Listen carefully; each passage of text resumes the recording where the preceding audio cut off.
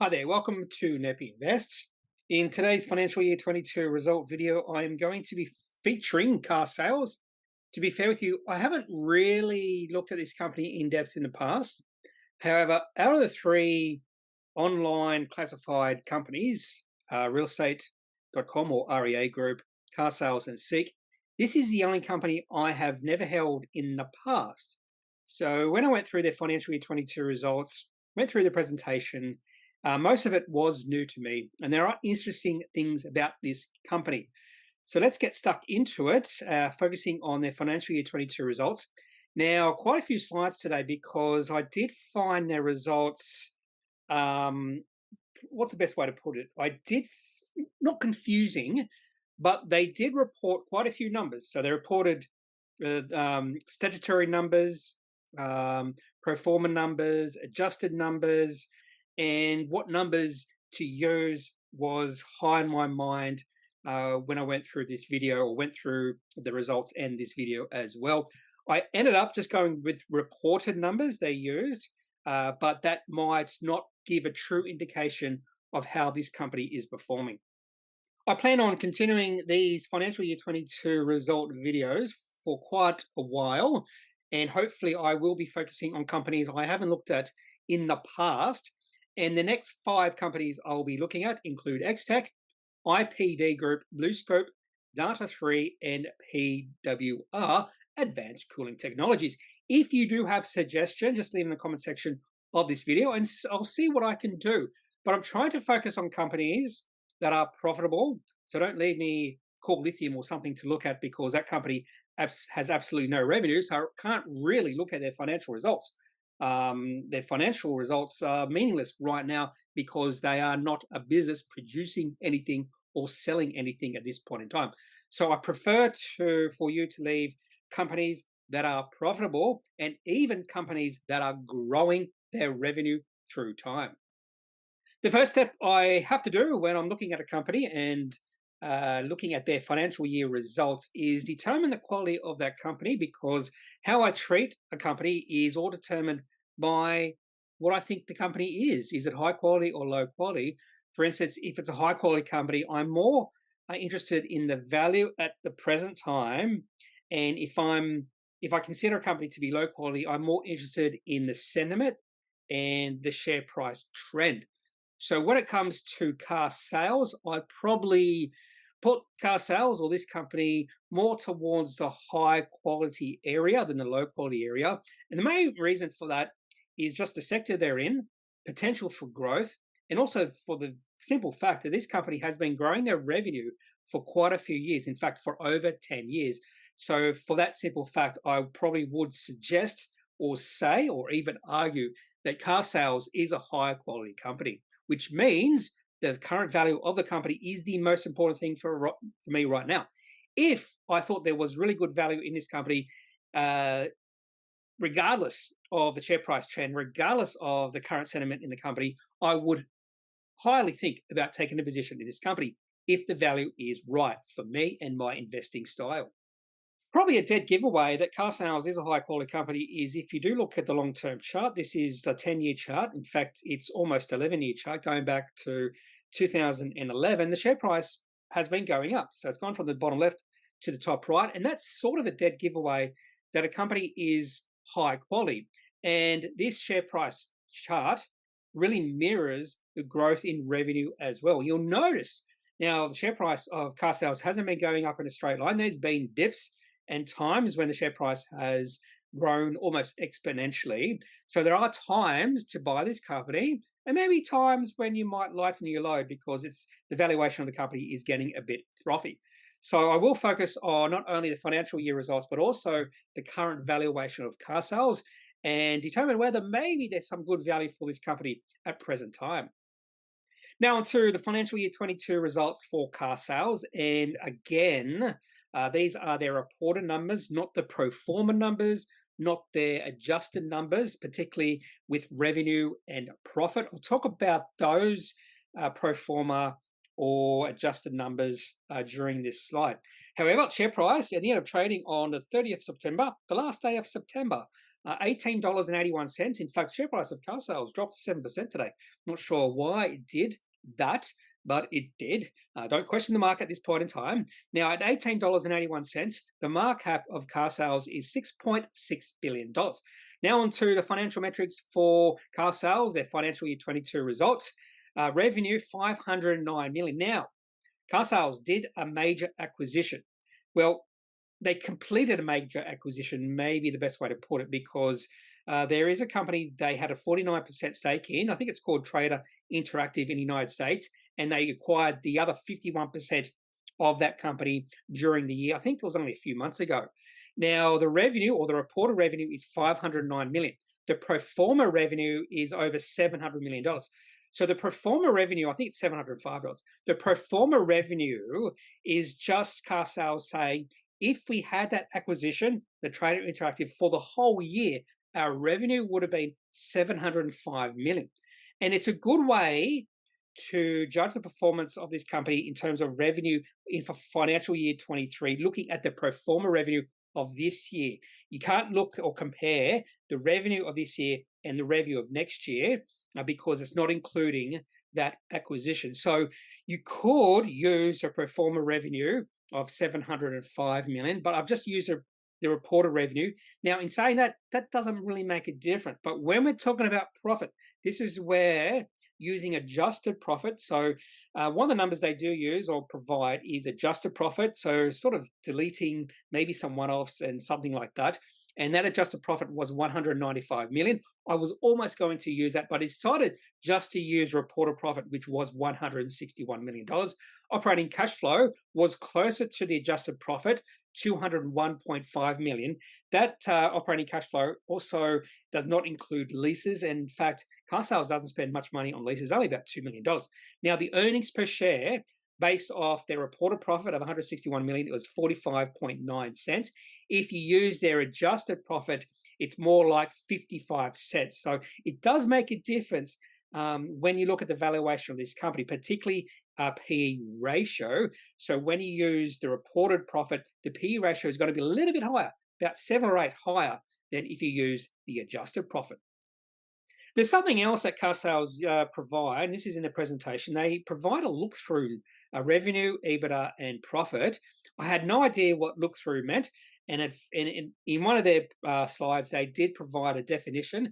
And I'll just read you this definition. And to be fair with you, I'm not an accountant, and I have no understanding of this definition of what look-through. This is the first time I've seen look-through used. Carsales look-through methodology. For equity accounted associates and consolidated subsidiaries, add the total adjusted revenue or adjusted EBITDA for the period of ownership within the reporting period multiplied by the ownership percentage relevant to the specific reporting period. Some look-through numbers involve the disclosure of non-IFRS information. Refer to Carsales' disclosure of non-IFRS information on slide 38 for further details. Amounts disclosed are in constant currency to normalize Forex fluctuations across international subsidiaries and associates. So not a complete understanding what exactly look-through means. Has something to do with acquisition. And this also shows you the adjusted numbers they provide and also the reported numbers. And I am using the reported numbers in this video, but just be aware the adjusted numbers they mentioned here, adjusted numbers is excludes the one-off items or non-cash items as well. So keeping in mind all these different measures of how this company is performing, I would provide one or would prefer one method being used, but Carsales have decided they need to provide 3 methods of their results. And then if you look at another slide in Carsales' presentation, they use pro forma adjusted revenue and pro forma adjusted EBITDA. So again, pro forma means if they had that acquisition or they made that acquisition on the 1st of July, 2021, this is what our revenue and EBITDA would have been because we had that acquisition for the whole financial year, not for a short part of the financial year. I do like company using pro forma revenue, particularly when we move into financial year 23 and we can see the results, we can compare it to the pro forma revenue and EBITDA in financial year 22. But in this instance, they've actually done 2 adjustments. Adjustments for pro forma in terms of pro forma and adjustment in terms of non-cash and one-off items. for revenue and EBITDA.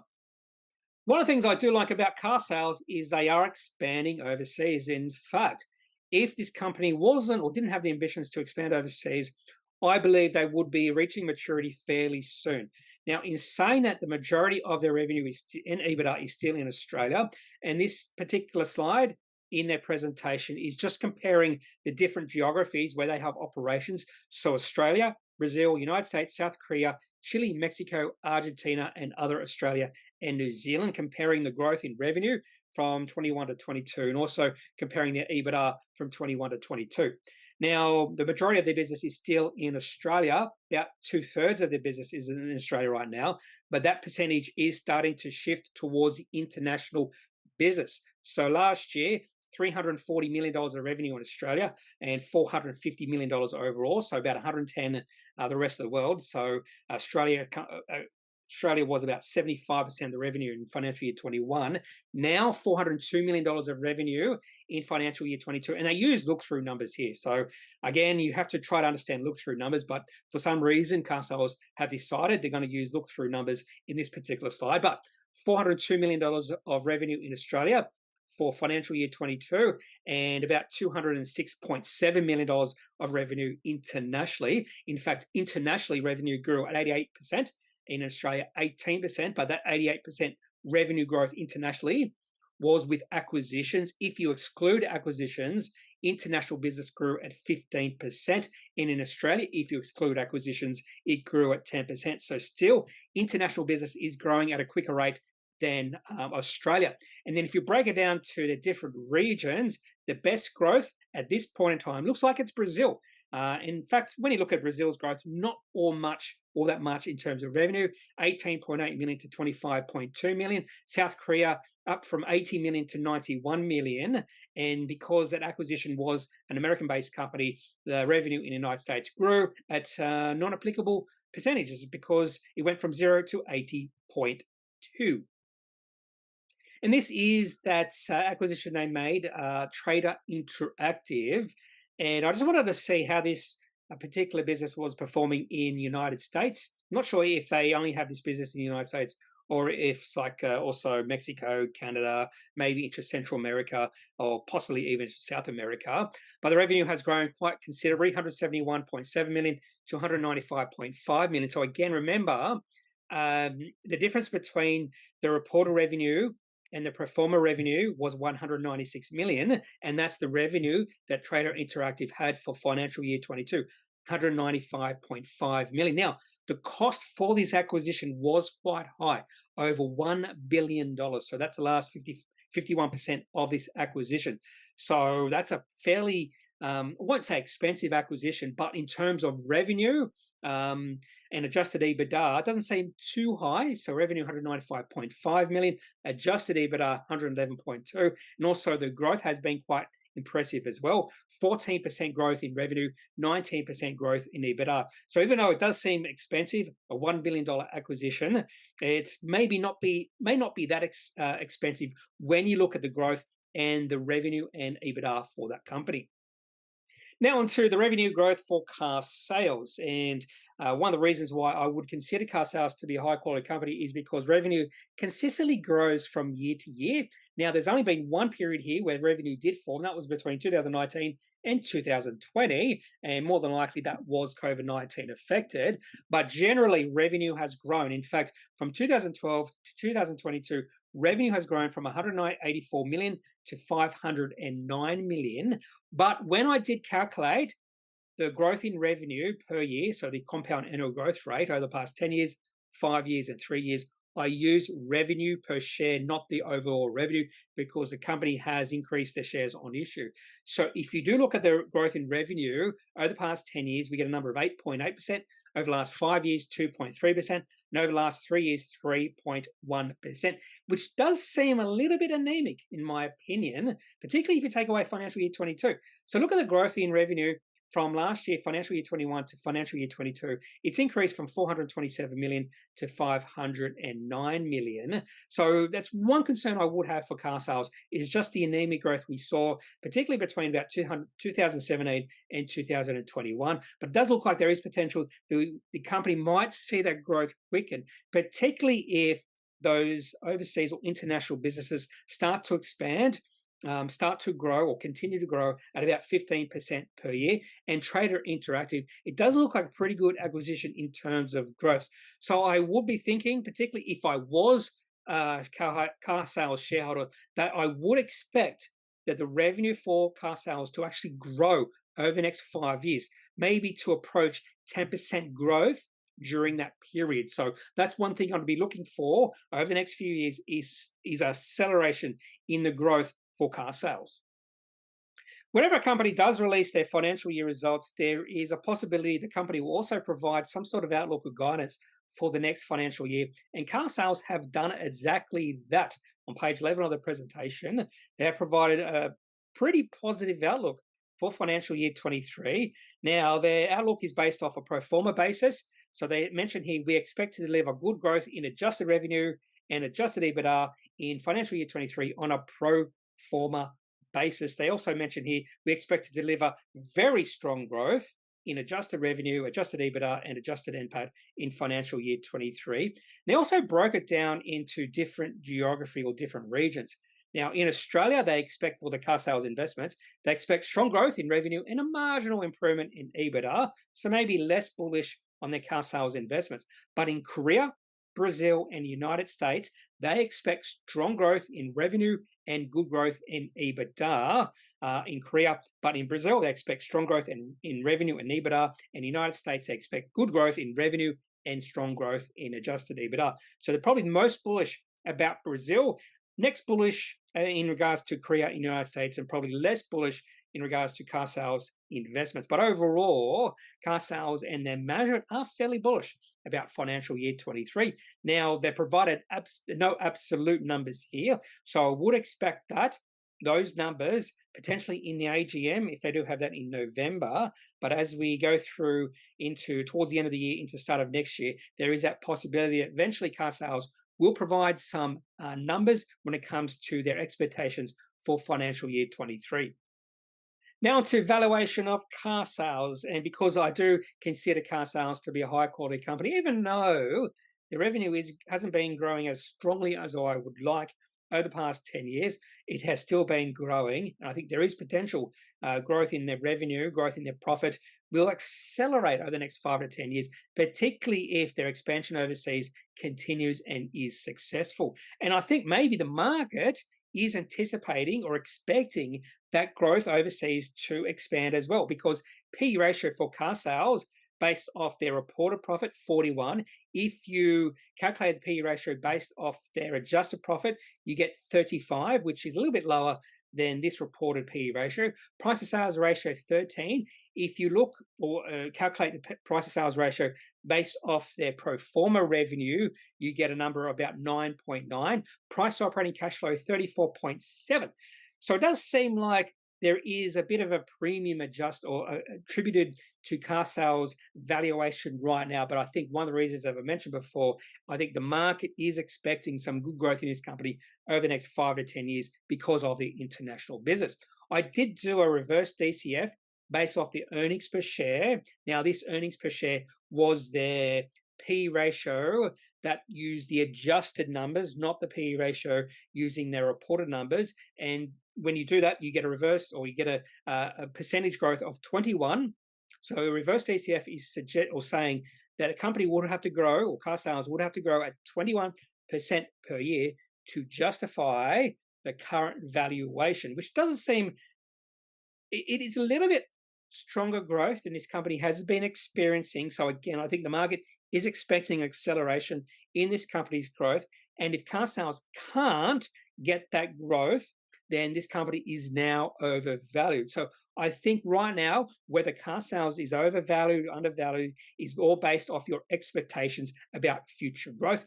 At this point in time, I do expect an acceleration in their growth. Whether it's 21% per year remains to be seen. So I don't think this company is undervalued right now. So I'm not rushing out there to buy Carsales shares just yet. But if I do see the share price pull back significantly, that's when I would become way more interested in this company just because of the valuation. Now, looking at the chart for Carsales, this is the daily chart going back to the start of 2021, so 21-month chart. And to be honest with you, unlike the weekly chart, where there was a well-defined uptrend, and you could see that going from 2011 to 2022. Looking at the daily chart, there's no well-defined uptrend here, and it all becomes valuation dependent when you're looking at the last year, the last 21 months. And you can just see when the share price gets pretty high towards $26, and we saw the share price hovering around about $24 to $26 for about 4 months towards the end of financial year 21, I would suggest the valuation of the company back then was getting little bit frothy. There's a little bit too much hype in the company. But when the share price pulls back towards $15 or $16, the valuation of this company becomes a little bit more attractive. And that's when you're going to see a little bit more buying coming in, because those value seekers, even though the PE ratio would be still a little bit high, those value seekers thinking this company can grow at a pretty quick rate over the next 5 to 10 years, that's when they will be coming in and they will be sending up the share price higher. At this point in time, at the end of closing or end of trading on the 30th of September, share price is down 7% today, down to $18.80. So a little bit more further to fall before I become interested in taking a position in this high quality company. That's all I have on this video looking at Carsales financial year 22 results. If you have any thoughts, any concerns, any questions, just leave in the comment section of this video. Otherwise, I'm not a financial advisor. If you do need financial advice, make sure you seek out someone who is qualified and can speak to your own financial needs. That's it for this video. Have a good day. Bye.